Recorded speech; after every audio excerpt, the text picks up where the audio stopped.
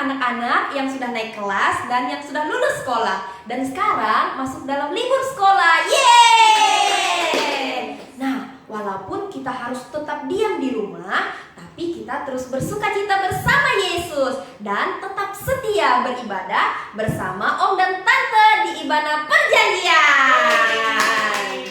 Anak-anak, sebelum kita mulai ibadah, silakan bagi anak-anak yang mau ke kamar mandi atau mau minum air, sekarang juga Tante Leni kasih kesempatan, karena pada saat ibadah tidak ada lagi yang keluar masuk, supaya konsentrasi dan tidak terganggu pada saat ibadah sampai selesai.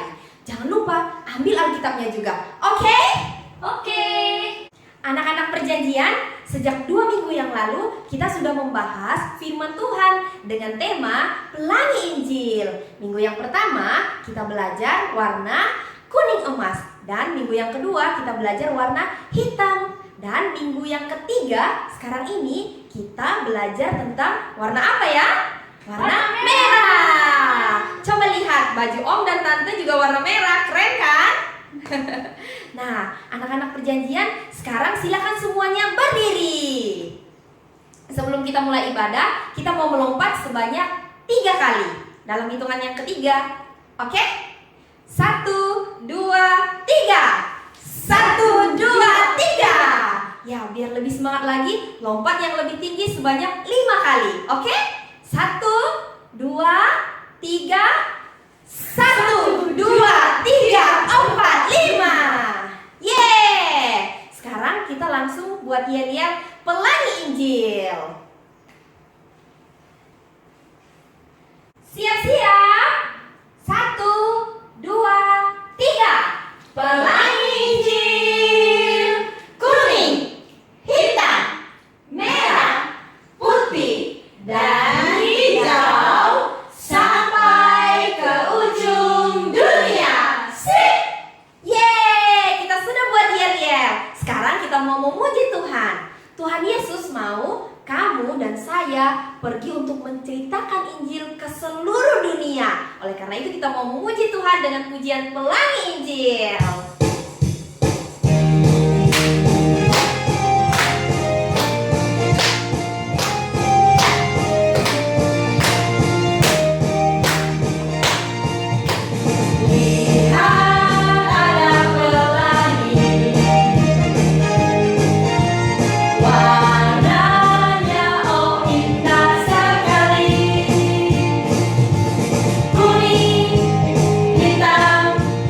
Merah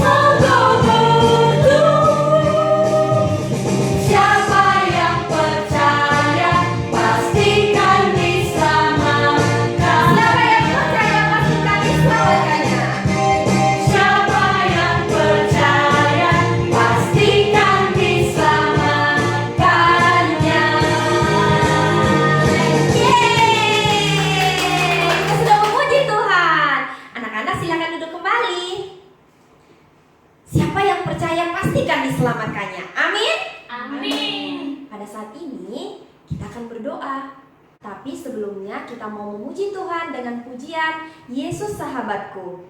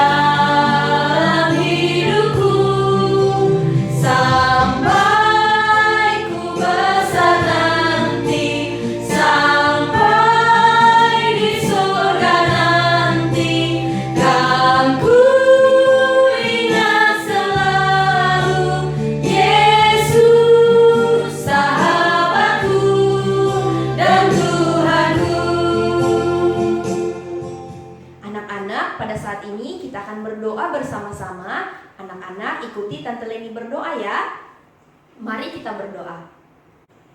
Tuhan Yesus, kami berterima kasih karena pada saat ini kami bisa beribadah bersama-sama.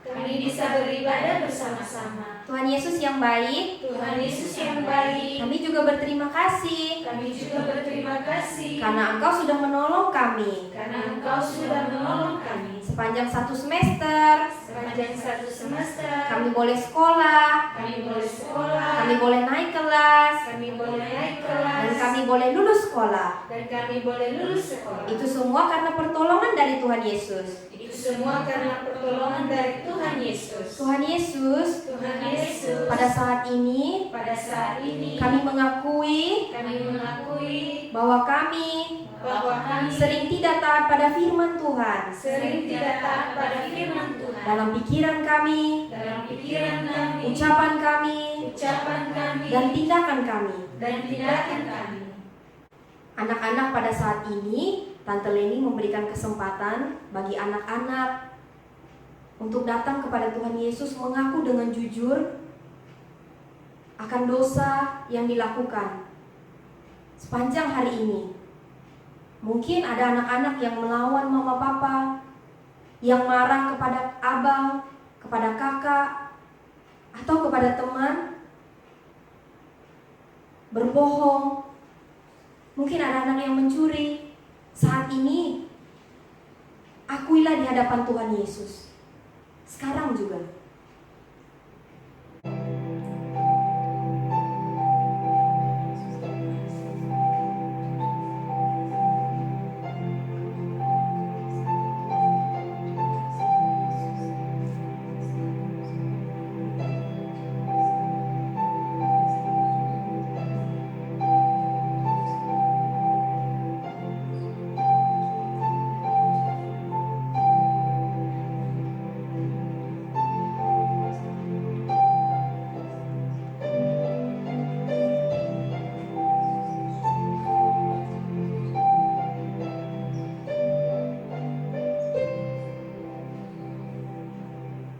Anak-anak, ikuti Tante Leni berdoa kembali. Tuhan Yesus yang baik, kami percaya dosa yang kami akui di hadapan Tuhan sudah disucikan dengan darah Yesus Kristus. Terima kasih Tuhan. Berkatilah ibadah kami pada hari ini. Dalam nama Yesus, kami berdoa.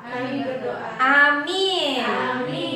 Ya, kita mau memuji Tuhan. Tuhan Yesus mati di atas kayu salib karena mengasihi kamu, mengasihi saya, dan mengasihi segala suku bangsa. Oleh karena itu kita memuji Tuhan. Yesus disalibkan karena cintanya.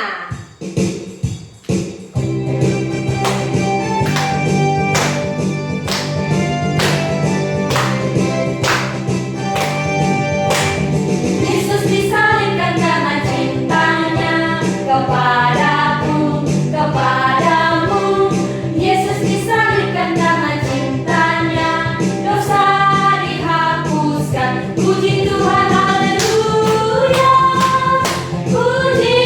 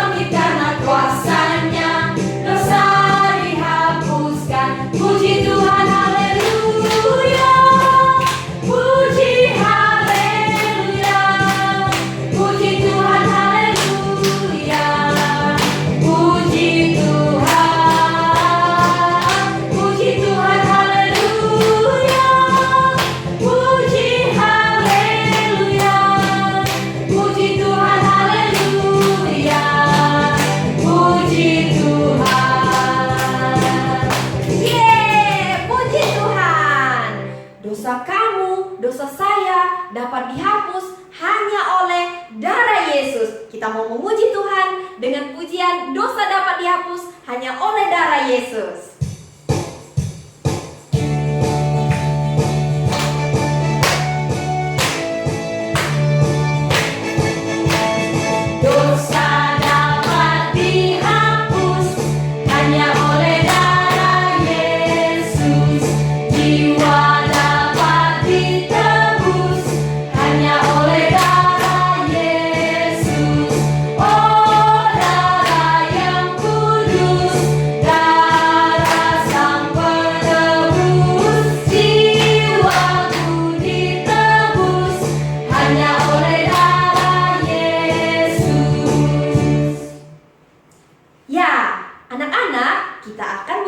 Pujian ini pertama dengan gerakan yang lambat, kemudian gerakan yang cepat, dan gerakan yang paling cepat. Jadi 3 kali kita nyanyikan pujian ini. Oke? Mari kita memuji Tuhan. Dosa dapat dihapus hanya oleh darah Yesus.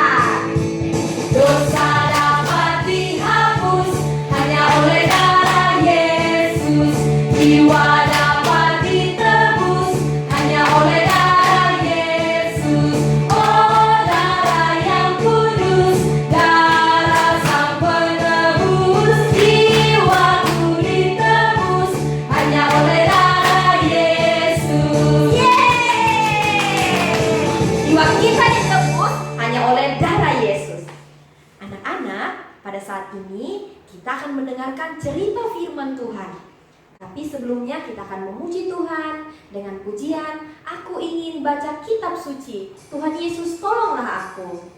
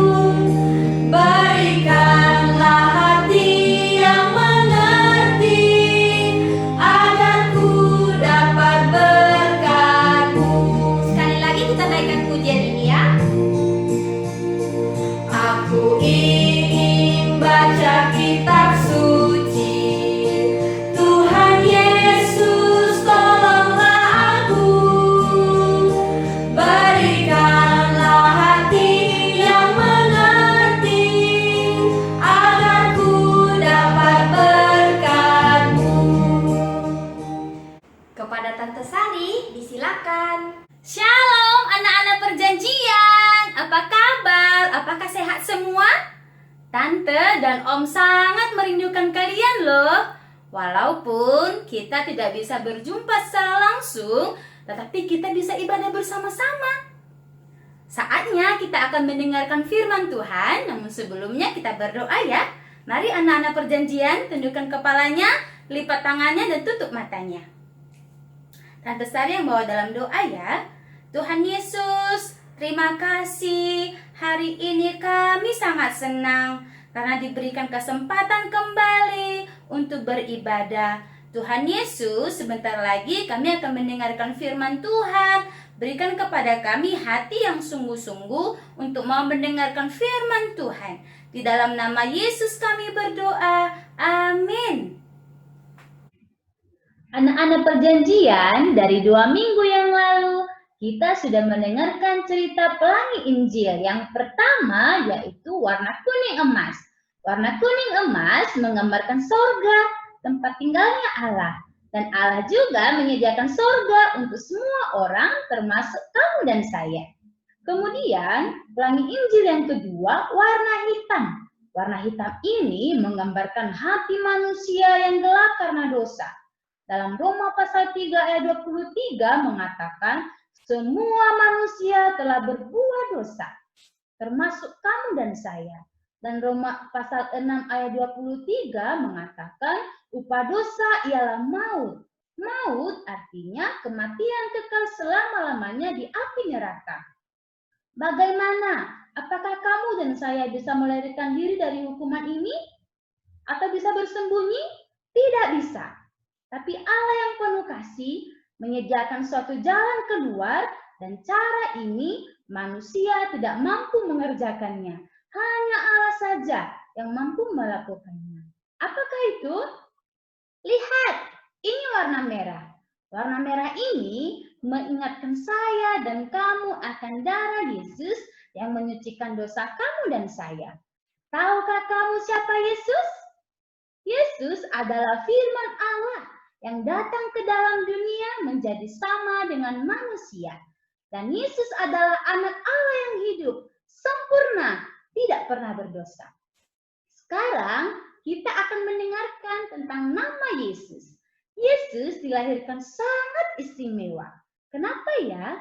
Karena Yesus dilahirkan dari Roh Kudus, berbeda dengan kelahiran anak yang lain, termasuk kamu dan saya. Pada suatu hari, Allah menyuruh malaikat pergi ke sebuah kota Galilea bernama Nazaret untuk pergi kepada seorang perawan yang bernama Maria yang sudah bertunangan dengan Yusuf. Malaikat itu berkata kepada Maria, "Salam hai engkau yang dikaruniai, Tuhan menyertai engkau." Maria terkejut mendengar perkataan itu. Lalu malaikat itu berkata lagi kepadanya, "Roh Kudus akan turun ke atasmu dan kuasa Allah yang Maha Tinggi akan menaungi engkau. Sebab itu, anak yang engkau lahirkan akan disebut Kudus Anak Allah, dan engkau akan menamakan dia Yesus." Sesudah itu, Yesus dilahirkan di Betlehem.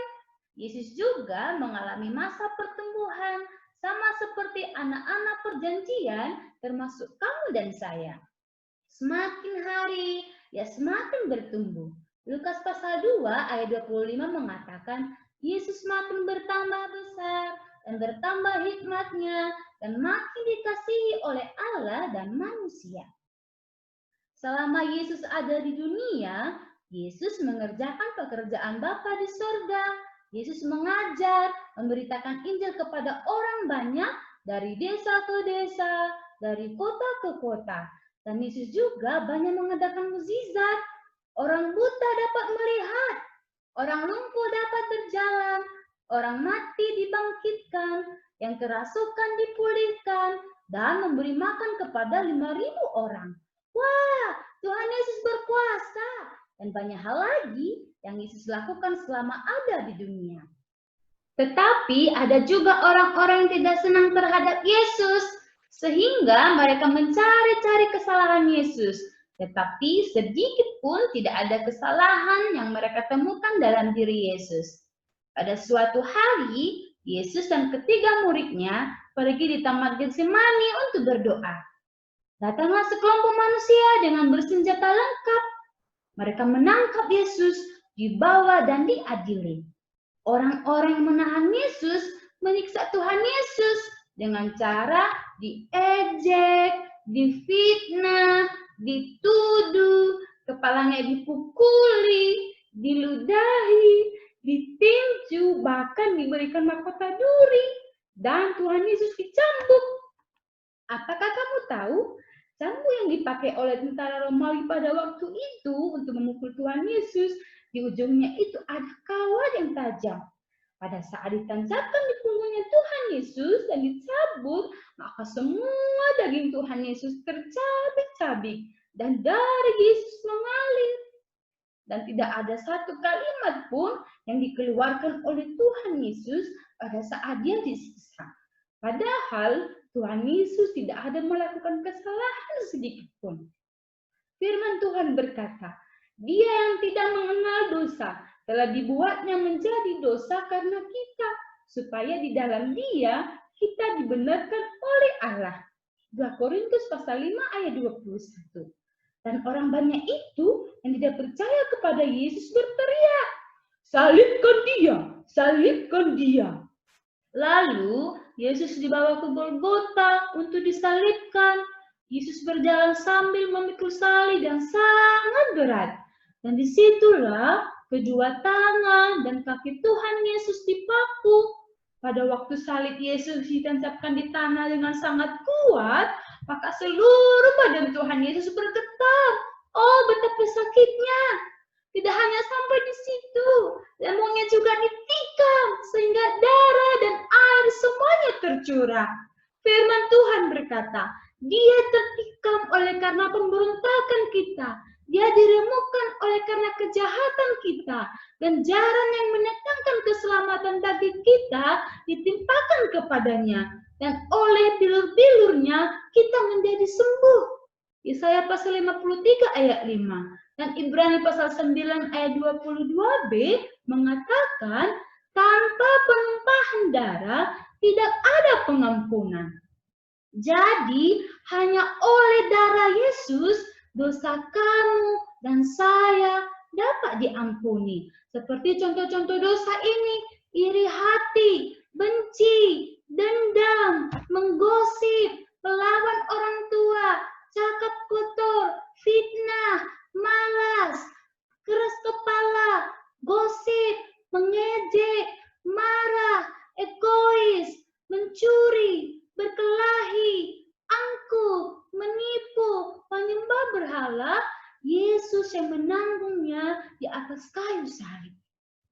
Sebelum Tuhan Yesus mati, ada satu perkataan yang Yesus katakan, sudah selesai.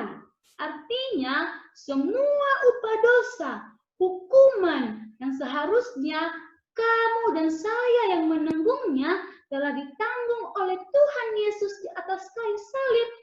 Lalu Yesus mati dan dikuburkan. Apakah Yesus mati selamanya? Tidak. Ada kabar gembira. Firman Tuhan berkata, pada hari yang ketiga Yesus bangkit. Kubur kosong membuktikan bahwa Yesus telah bangkit. Tuhan Yesus menampakkan diri kepada murid-muridnya sebelum Tuhan Yesus naik ke surga. Sebagai bukti bahwa Dia sudah bangkit dan meneguhkan iman murid-muridnya. Supaya mereka percaya dan menjadi saksinya.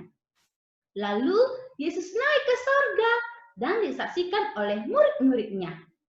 Dan Ia berjanji Ia akan datang kembali untuk menjemput setiap orang yang percaya kepadanya.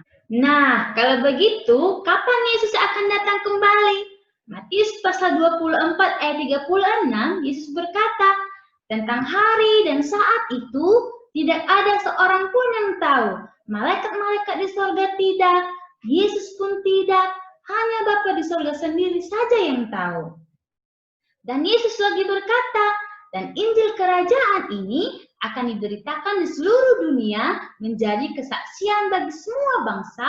Sesudah itu barulah tiba kesudahannya. Matius pasal 24 ayat 14. Artinya Yesus memberitahukan kira-kira kapan Yesus akan datang kembali, yaitu setelah kabar kematian dan kebangkitan Yesus diberitahukan kepada segala suku dan bangsa. Barulah tiba harinya Tuhan Yesus akan datang kembali. Dan bagaimana Yesus akan datang kembali ya? Yesus berkata, pada waktu itu akan tampak tanda anak manusia di langit. Semua bangsa di bumi akan meratap dan mereka melihat anak manusia datang di atas awan-awan di langit dengan segala kekuasaan dan kemuliaannya. Matius pasal 24 ayat 30. Di dalam firman Tuhan ini, kata anak manusia artinya Yesus. Dan pada saat Yesus datang kembali, Dia akan datang dengan awan-awan di langit, dengan segala kekuasaannya dan kemuliaannya. Dan hal ini akan disaksikan oleh segala suku dan bangsa. Lalu, mengapa ya Yesus akan datang kembali? Yohanes pasal 14 ayat 3b. Yesus berkata, "Aku akan datang kembali dan membawa kamu ke tempatku, supaya di tempat di mana aku berada, kamu pun berada." Ya, Yesus akan datang kembali untuk menjemput setiap orang yang sungguh-sungguh percaya kepadanya dan membawa ke tempatnya, yaitu surga. Sedangkan orang-orang yang tidak percaya kepada Yesus akan dipisahkan untuk dihukum selama-lamanya. Anak-anak perjanjian, kita sudah mendengarkan cerita tentang siapakah Yesus, bagaimana dia, dan apa yang Yesus lakukan. Setelah kamu mendengarkan cerita tentang Yesus, apa yang kamu rasakan dan apa yang kamu pikirkan?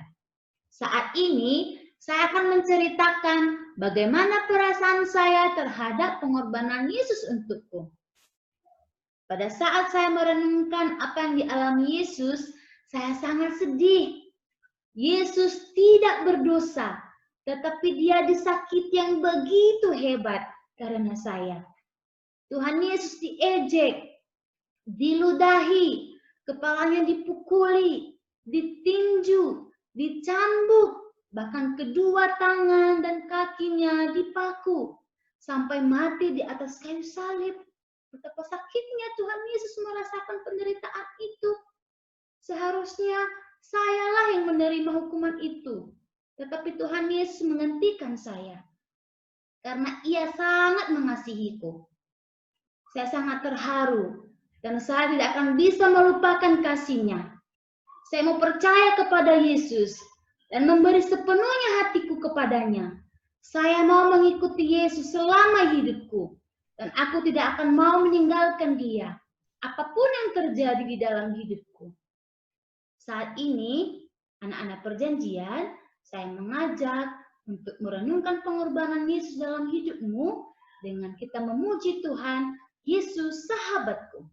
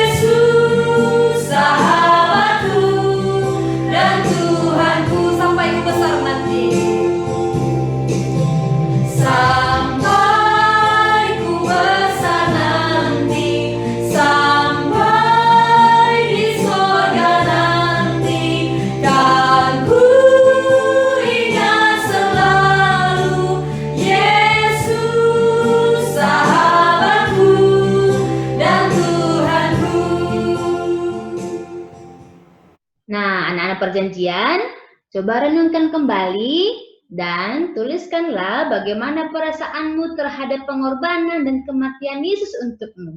Dan kirimlah apa yang telah kamu tulis di nomor yang tertera di bawah ini. Jangan lupa ya.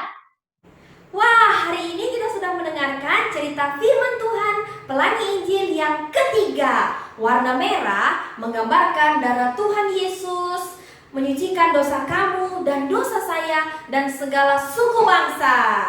Puji Tuhan. Sekarang waktunya kita mau berdoa. Tante Leni akan bacakan pokok doanya.